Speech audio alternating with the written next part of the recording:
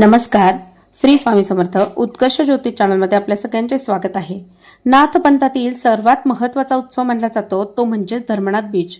ही धर्मनाथ बीज माघ महिन्यातील शुक्ल पक्षातील द्वितीया तिथीला साजरी केली जाते. याच दिवशी गुरु गोरक्षनाथांनी धर्मनाथास अनुग्रह देऊन दीक्षाही दिली. नाथ पंथातील अनुयायी या दिवशी मोठा उत्सव साजरा करतात. या दिवशी दान पुण्य कर्म करण्यालाही विशेष महत्त्व मानले जाते. तर आजच्या व्हिडिओमधून आपण जाणून घेणार आहोत याच धर्मनाथ बीजेचे महत्त्व. या दिवशी सेवा व उपासना कशी करावी, या निमित्ताने नवनाथ ग्रंथाचे पारायण कधी व कसे करावे, पारायण करणे शक्य नसल्यास कुठली सेवा केली जावे, नैवेद्य कुठला द्यावा, पारायण समाप्ती कशी करावी, या संपूर्ण केलेल्या सेवेची फलश्रुती काय मिळणार आहे आदी गोष्टींची संपूर्ण माहिती आजच्या या व्हिडिओमधून आपण जाणून घेणार आहोत. मात्र त्याआधी आपण अजूनही जर उत्कर्ष ज्योतिष चॅनलला सबस्क्राईब केलं नसेल तर ते आज अवश्य करा. आणि हो, व्हिडिओ आवडला तर व्हिडिओला लाईक आणि शेअर करायला सुद्धा विसरू नका. यंदा 2026 मध्ये 20 जानेवारी या दिवशी माघ महिन्यातील शुक्ल पक्षाची द्वितीया तिथी आहे आणि या द्वितीया तिथीलाच माघ महिन्यातील धर्मनाथ बीज असे म्हटले जाते. माघ महिन्याला अतिशय पवित्र मास म्हटले जाते आणि या महिन्याच्या सुरुवातीलाच म्हणजेच माघ शुक्ल द्वितीय तिथीला धर्मनाथ बीज हा उत्सव साजरा केला जातो. नाथपंथात या उत्सवाचे विशेष महत्त्व असल्याचे म्हटले जाते. त्याच दिवशी गुरु गोरक्षनाथांनी धर्मनाथास अनुग्रह देऊन दीक्षा दिली आणि त्यावेळी सर्व देवी देवता आमंत्रित होत्या. प्रयाग क्षेत्री असलेल्या नगरजनांचे देखील आगमन त्या ठिकाणी झालेले होते आणि या दिवशी भव्य असे अन्नदानही केले गेले.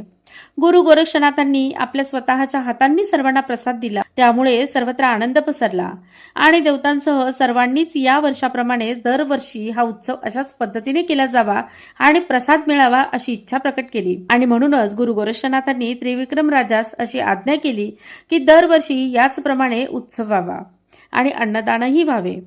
आता धर्मनाथ बीज या दिवशी धर्मनाथाला अनुग्रह दीक्षा दिली असा तो धर्मनाथ कोण होता त्याबद्दल माहिती जाणून घेऊया. म्हणजेच या दिवसाचे जे महत्व आहे ते महत्वही आपल्याला विशद होईल. त्रिविक्रम नावाचा एक राजा होता जो की अत्यंत दयाळू आणि प्रामाणिक असा होता. तो मृत्यू पावला. त्यानंतर संपूर्ण प्रजा दुःखी झाली. स्मशानात संपूर्ण प्रजा दुःखात असताना मच्छिंद्रनाथ आणि गोरक्षनाथ तिथून भ्रमंती करत चालले होते.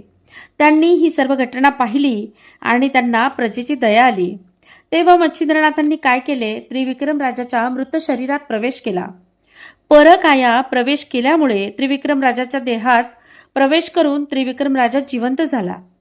पुढे त्रिविक्रम राजा आणि राणी रेवती सोबत संसार करू लागले व त्यांना एक पुत्र रत्न सुद्धा झाले. मच्छिंद्रनाथांचा अंश असलेला हा पुत्र अर्थातच त्याचेच नाव धर्मनाथ मच्छिंद्रनाथांनी ठेवले. मच्छिंद्रनाथांनी त्रिविक्रम राजाच्या रूपात राणी रेवती सोबत 12 वर्ष संसार केला व त्यानंतर त्यांनी त्रिविक्रम राजाच्या देहाचा त्याग केला व धर्मनाथाला 12 वर्षापर्यंत राज्य करण्याची आज्ञा केली व त्यानंतर बरोबर 12 वर्षांनी माघ शुक्ल द्वितीया तिथीला धर्मनाथाला नाथपंथाची दीक्षाही दिली. तीच तिथी म्हणजेच धर्मनाथ बीज आणि यावेळी या सोहळ्यासाठी उपस्थित असलेले देव, ऋषी आणि नगरवासी सर्व जणांना गोरक्षनाथांनी स्वतः प्रसाद देऊन तृप्त केले. सर्व जणांनी इच्छा व्यक्त केली की दरवर्षी याप्रमाणे सोहळा व्हावा आणि प्रसाद सगळ्यांना मिळावा. म्हणूनच धर्मनाथ बीजेचे जो कोणी यथाशक्ती व्रत करेल, दान धर्म करेल त्याला रोग दारिद्र्य कधीही प्रवेश करणार नाही. प्रत्यक्ष लक्ष्मीचा वास त्याच्या घरात होईल असा आशीर्वाद नाथांनी दिलेला आहे आणि म्हणूनच आपणही या दिवशी यथाशक्ती दान करावे. या दिवशी अन्नदान केल्याने, दान पुण्य कर्म केल्याने व्यक्तीला घरी सर्वतोपरी सुख शांती संपत्ती नांदू लागते आणि त्यांचा जीवनक्रम सुखकर झालेला पाहायला मिळतो. या सोहळ्याला आजही धर्मनाथ बीज या नावानेच ओळखले जाते व उत्सवाचे स्वरूप प्राप्त झालेले पाहायला मिळते. या दिवशी आपल्या घरी अथवा नाथांचे मंदिर ज्या ठिकाणी असेल त्या ठिकाणी श्री नवनाथांच्या प्रतिमेचे पूजन केले जाते. हार, फुलं, श्रीफळ अर्पण करून धूपदीप नैवेद्य दाखवला जातो. नवनाथ भक्तिसार ग्रंथाचे यथाशक्ती पारायण केले जाते आणि नैवेद्य अर्पण केला जातो. यथाशक्ती अन्नदानही केले जाते. या दिवशी केलेल्या अन्नदानाला अतिशय महत्त्व असल्यामुळे ते फलदायी होते आणि त्यामुळे मनुष्याला सुख शांती आणि समृद्धी यांची प्राप्ती होते. आता या दिवशी कुठली सेवा केली जावी त्याबद्दल जाणून घेऊया. या दिवशी जे कोणी भक्तगण धर्मनाथ बीजेचा उत्सव साजरा करतील, अन्नदान करतील, त्या ठिकाणी देवी देवताही आशीर्वाद स्वरूप देण्यास उपस्थित असतील असाच या उत्सवाचा अर्थ होतो. या दिवशी तुम्ही जर पारायण करत असाल तर हे पारायण समाप्ती धर्मनाथ बीजेच्या दिवशी यावी याच पद्धतीने पारायणाला सुरुवात करावी। तुम्ही जर 9 दिवसांचे पारायण करत असाल किंवा मग 7 दिवसांचे पारायण जरी करत असाल तरी देखील पारायणाची समाप्ती धर्मनाथ बीजेच्या दिवशी यावी तेच शास्त्र संमत आहे। 7वा दिवस अथवा 9वा दिवस यावा असे म्हटले जाते आणि सर्वांना कोणाला पारायण करणे शक्य नसेल तर अशांनी या दिवशी पाटावर स्वच्छ कपडा अंथरून त्यावर नवनाथ ग्रंथ मांडावा। ग्रंथ मांडल्यानंतर दत्त महाराजांचा किंवा मग स्वामी महाराजांचा किंवा नवनाथ महाराजांचा फोटो तिथे मांडावा। जो आपल्याकडे उपलब्ध असेल त्यापैकी कोणताही फोटो वापरल्यास अतिउत्तम। या दिवशी नवनाथ ग्रंथातील 34वा अध्याय वाचन करावा। फलश्रुतीचा 40वा अध्याय देखील वाचन करावा। तुम्ही पारायण मांडलेले असेल तर पारायण समाप्ती या दिवशी येईल।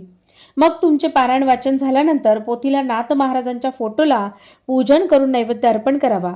नैवेद्यात विशिष्ट पदार्थ असावेत, ते पदार्थ देखील जाणून घेऊया। नाथ महाराजांचा सगळ्यात आवडीचा जो कोणता पदार्थ असेल तर तो म्हणजे उडदाचा वड्यांचा नैवेद्य। त्यासोबतच तुम्ही ज्वारीची खीर, हरभऱ्याच्या घुगऱ्या, मुगाची खिचडी यांचाही नैवेद्य अर्पण करू शकतात। या दिवशी सकाळी लवकर उठून देवघरातील देवतांचे पूजन करावे। पूजन करून झाल्यानंतर एका चौरंगावर किंवा पाटावर स्वच्छ कपडा अंथरून त्यावर नाथांची पोथी मांडावी। नाथांचा फोटो किंवा मग दत्त महाराजांचा किंवा स्वामी महाराजांचा फोटो जो कोणता तुमच्याकडे उपलब्ध असेल तो फोटो अवश्य मांडावा। त्यानंतर ज्यांनी पारायण मांडलेले आहेत ते 7 दिवसांपासून मांडलेले असल्यामुळे त्याला नैवेद्य देखील मगाशी सांगितल्याप्रमाणेच नैवेद्य द्यावा। पण ज्यांनी 7 दिवस पूजन केलेले नाही अशांनी सकाळी लवकर उठून नवनाथ भक्तिसार ग्रंथाची मांडणी करायची आहे। त्यानंतर पूजन करायचे आहे। पूजन झाल्यानंतर नैवेद्य दाखवून आरती करायची। नवनाथांच्या 9 मंत्रांचा जप अवश्य करावा। नवनाथांचे 9 मंत्र कुठले आहेत ते स्क्रीनवर दिलेले आहेत, तेही आपण बघू शकतात। या दिवशी अन्नदानाला विशेष महत्त्व असल्याने तुम्ही 9 मुलं जर जेवू घालत असाल तर ते अतिउत्तम। नसेल तुम्हाला शक्य तर किमान 1 मुलाला तरी जेवू या दिवशी अवश्य घालावे। त्यानंतर तुमच्या आजूबाजूला याचक असेल तर त्यालाही किंवा मग तुमच्याकडे येणाऱ्या याचकालाही अवश्य अन्नदान करावे। ज्यांनी 7 दिवस किंवा 9 दिवस पारायण केलेले असेल तर त्यांचे सर्व पारायण समाप्ती एकाच दिवशी म्हणजेच धर्मनाथ बीजेच्या दिवशी येईल। मात्र ज्यांना पारायण करायला जमले नाही किंवा 9 दिवस 7 दिवस जमले नाही अशा सगळ्यांनी या दिवशी नवनाथ भक्तिसार या ग्रंथाचे जो धर्मनाथ बीजेचा उत्सवाचे महत्व असलेला अध्याय आहे तो 44वा अध्याय वाचन करावे। त्यानंतर फलश्रुतीचा 40वा अध्यायाचे देखील वाचन करावे। दत्त महाराजांचा मंत्र जो की ओम दान चिरंजीवीने नमः याचाही जप अवश्य करावा। त्यानंतर ओम श्री चैतन्य गोरक्षाय नमः या मंत्राचा मनोभावे जमेल तसा जप करावा। या दिवशी असलेली जी काही सेवा आपण सांगितली यथाशक्ती तुम्हाला शक्य असेल तर ती सेवा तुम्ही या दिवशी करू शकतात। ग्रंथ दुसऱ्या दिवशी उचलून घ्यावा। नाथांची कृपा ज्यांच्यावर असते त्यांच्या घरी चोरी, फसवणूक, बाहेरील बाधा, विवाह, संतती यासारख्या प्रश्नांचे निवारण सहज होते आणि म्हणूनच या धर्मनाथ बीजेला विशेष महत्त्व देखील असल्याचे आपण जाणतो, तेव्हा त्याचा लाभही आपल्याला घेता आला पाहिजे। नवनाथांच्या आशीर्वादाने आपल्याला नक्कीच फायदा होईल यात शंकाच नाही। चॅनलवर नवीन असाल तर चॅनलला सबस्क्राईब करा। व्हिडिओ आवडत असेल तर लाईक आणि शेअर करा। धन्यवाद। श्री स्वामी समर्थ।